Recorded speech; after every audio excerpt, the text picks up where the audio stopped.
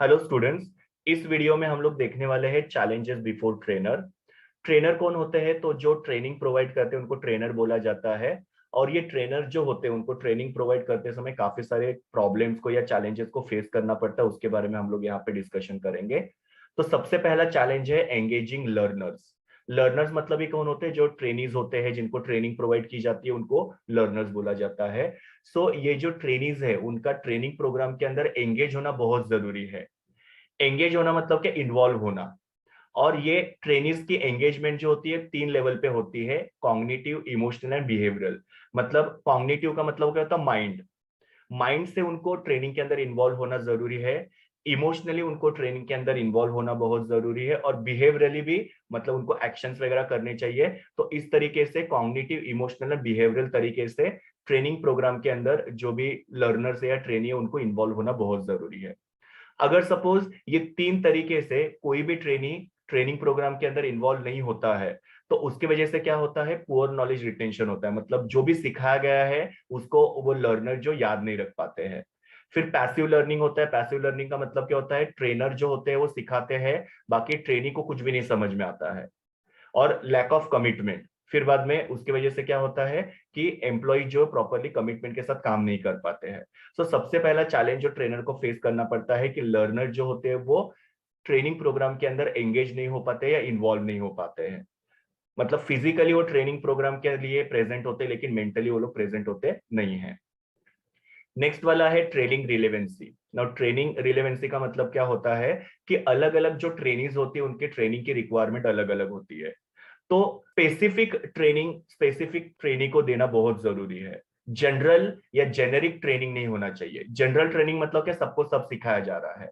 क्योंकि क्या होता है कि कुछ ऐसे ट्रेनिंग्स होते हैं जिनको कुछ चीजें आती रहती है, तो उनको अननेसेसरी सेम चीजें सिखाना, मतलब वो उनके लिए क्या हो सकता है कि वो लोग फिर वो ट्रेनिंग सेशन के ऊपर ध्यान नहीं देंगे और ट्रेनिंग सेशन उनके लिए कोई भी फ्रूटफुल होगा नहीं। जैसे कि सपोज कोई एक पर्टिकुलर ट्रेनीज है, उनको टैली ऑपरेट करने को आता है, लेकिन कंपनी उनको टैली के ऊपर फिर भी ट्रेनिंग दे रही है। इट मींस कि वो ट्रेनिंग जो है वो ऐसे एम्प्लॉयज के लिए फ्रूटफुल नहीं होगी जिनको ऑलरेडी टैली आ रहा है। वो फिर एम्प्लॉय जो है वो ट्रेनिंग सेशन में ज्यादा अटेंशन पे करेंगे नहीं। Then second challenge is training relevancy.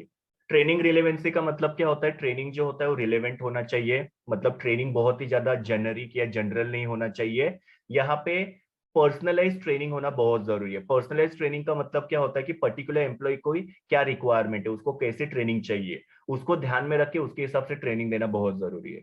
क्योंकि अगर सपोज जनरलाइज ट्रेनिंग देंगे तो उसकी वजह से कुछ ऐसे एम्प्लॉयज होते हैं जिनको कुछ चीजें आती रहती है, तो वो ट्रेनिंग सेशन के ऊपर ज्यादा अटेंशन पे नहीं करेंगे। जैसे कि सपोज टैली के बारे में अगर सपोज ट्रेनिंग प्रोग्राम कंपनी ने ऑर्गेनाइज किया, कुछ एम्प्लॉयज को ऑलरेडी टैली आता है, फिर भी वो जो एम्प्लॉयज है उनको फोर्स किया जा रहा है वो ट्रेनिंग सेशन अटेंड करने के लिए, तो उसकी वजह से फिर वो जो भी ट्रेनीज है या एम्प्लॉयज है वो ट्रेनिंग के अंदर प्रॉपर अटेंशन पे कर पाएंगे नहीं, क्योंकि उनको यहाँ पे फोर्स किया जा रहा है ट्रेनिंग के लिए। सो एम्प्लॉय स्पेसिफिक जो है यहाँ पे ट्रेनिंग देना बहुत जरूरी है, बिकॉज हर एक एम्प्लॉय की ट्रेनिंग की नीड जो होती है वो अलग अलग होती है, तो उसको आइडेंटिफाई करके ट्रेनिंग देना बहुत जरूरी है। अगर वैसे ट्रेनिंग नहीं देंगे तो वो अगेन क्या होता है? एक चैलेंज क्रिएट होता है ट्रेनर के लिए। Then training resources and budget.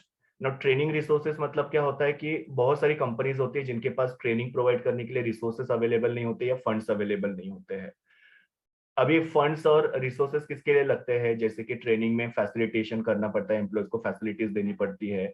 फिर ट्रेनिंग का जो भी वेन्यू है, प्लेस है, उसके लिए रेंट पे करना पड़ता है। कभी कभी सॉफ्टवेयर खरीदने पड़ते हैं, ट्रेनिंग के लिए अलग अलग टूल्स बनाने पड़ते हैं, तो ये सब के लिए काफी ज्यादा खर्चा होता है। और बजट जो होता है वो हर एक कंपनी के लिए कंस्ट्रेंट ही होता है, मतलब लिमिटेशन होता है। यहाँ पे कुछ ट्रेनिंग प्रोग्राम्स को ऑर्गेनाइज करने के लिए काफी सारे कॉस्ट की जरूरत होती है, और कंपनी के पास अगर वो कॉस्ट अवेलेबल नहीं होगा तो उसकी वजह से कंपनी जो भी रिसोर्सेस है वो अरेंज नहीं कर पाएगी और ट्रेनिंग जो इफेक्टिवली हो पाएगा नहीं। सो काफी सारे कंपनी के पास ट्रेनिंग के लिए लगने वाले रिसोर्सेज और बजट जो होते हैं काफी लिमिटेड होते हैं, और जिसकी वजह से ट्रेनिंग जो होती है इफेक्टिव तरीके से नहीं हो सकती है, तो ये भी एक चैलेंज होता है ट्रेनर के लिए। Next one is limitation of time to design training programme.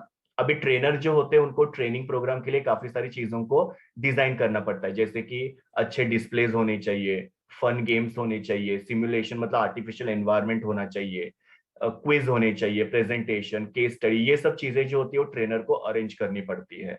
या उसके लिए सारा सेटअप जो होता है वो रेडी करना पड़ता है, तब जाके जो ट्रेनिंग सेशन हो काफी इंटरैक्टिव होता है। लेकिन जो भी ट्रेनर है उनके पास शायद तक टाइम की बहुत कमी है, जिसकी वजह से वो ये सारे जो चीजें हैं वो अरेंज नहीं कर पाते हैं, और जिसकी वजह से ट्रेनिंग जो होता है इतना इफेक्टिव नहीं हो पाता है। यहाँ पे ट्रेनर जो उनके पास टाइम नहीं होने की वजह से वो ये सब चीजें डिजाइन नहीं कर पाते जो ट्रेनिंग की क्वालिटी को अफेक्ट कर सकता है। Then lack of employ interest, काफी बार क्या होता है कि एम्प्लॉयज को ट्रेनिंग सेशन में बिल्कुल भी इंटरेस्ट होता नहीं है। यहाँ पे एम्प्लॉयज जो होते हैं वो ट्रेनिंग सेशन में इंटरेस्टेड नहीं होते हैं, तो ऐसे एम्प्लॉयज के लिए ट्रेनिंग कंडक्ट करना जो होता है वो ट्रेनर के लिए एक बड़ा चैलेंज होता है। Next one is lack of management support. Now organisation जो है उन्होंने एम्प्लॉयज के लर्निंग के लिए या ट्रेनिंग के लिए सपोर्ट करना बहुत जरूरी है, बिकॉज एम्प्लॉयज जो है वो ट्रेनिंग के थ्रू नए नए नॉलेज स्किल को सीखेंगे, और उसकी वजह से क्या होगा कि उनका सेल्फ डेवलपमेंट भी होगा और प्लस कंपनी का डेवलपमेंट भी होगा। मैनेजमेंट के सपोर्ट के बिना यहाँ पे एम्प्लॉयज जो है वो ट्रेनिंग के लिए मोटिवेट नहीं होंगे। यहाँ पे मैनेजमेंट ने एम्प्लॉयज के लिए क्या करना चाहिए, तो एम्प्लॉयज को टाइम और रिसोर्सेस अवेलेबल करके देना चाहिए, जैसे कि उनका ट्रेनिंग सेशन चल रहा है तो उनको जॉब से लीव देना, उनको जो भी रिसोर्सेज की जरूरत है वो रिसोर्सेज जैसे लैपटॉप चाहिए या दूसरी कोई भी टूल वगैरह चाहिए तो उनको प्रोवाइड करना, फिर उनको मील वगैरह प्रोवाइड करना, ट्रैवलिंग फैसिलिटी वगैरह अवेलेबल करके देना। इसकी वजह से क्या होगा कि एम्प्लॉय जो है वो ट्रेनिंग में एक्टिवली पार्टिसिपेट करेंगे। अदरवाइज फिर क्या होगा कि मैनेजमेंट सपोर्ट नहीं करता है, मतलब वो मैनेजमेंट छुट्टी नहीं दे रहे हैं, रिसोर्सेस नहीं प्रोवाइड कर रहे, तो उसकी वजह से एम्प्लॉय जो है ट्रेनिंग में पार्टिसिपेट कर पाएंगे नहीं, तो ये भी ट्रेनर के लिए चैलेंज हो सकता है। Cost effectiveness, no training programme जो एकदम कॉस्ट इफेक्टिव होना चाहिए। ट्रेनिंग का कॉस्ट जो है वो उसके बेनिफिट से कम होना चाहिए, ज्यादा नहीं होना चाहिए, क्योंकि अगर कॉस्ट बढ़ गया इट मींस ट्रेनिंग जो इतना ज्यादा इफेक्टिव नहीं हो रहा है। जो भी ट्रेनिंग प्रोवाइड की जा रही है वो कॉस्ट इफेक्टिव होनी चाहिए, मिनिमम कॉस्ट और मैक्सिमम रिटर्न वाला वो ट्रेनिंग होना चाहिए। And the last one is problem of training technique. Training के बहुत सारे टेक्निक्स होते हैं, उसमें से कौन सा बेस्ट टेक्निक है जो कैंडिडेट के लिए सुटेबल हो सकता है या पर्टिकुलर ट्रेनिंग सेशन के लिए सुटेबल हो सकता है, वो यहाँ पे ट्रेनर के लिए डिसाइड करना थोड़ा सा चैलेंजिंग हो सकता है। तो ये सारे अलग अलग चैलेंजेस मैंने आप लोगों को बताए जो ट्रेनर को फेस करना पड़ता है when they are providing training to the employees. Thank you students, we will meet in the next video.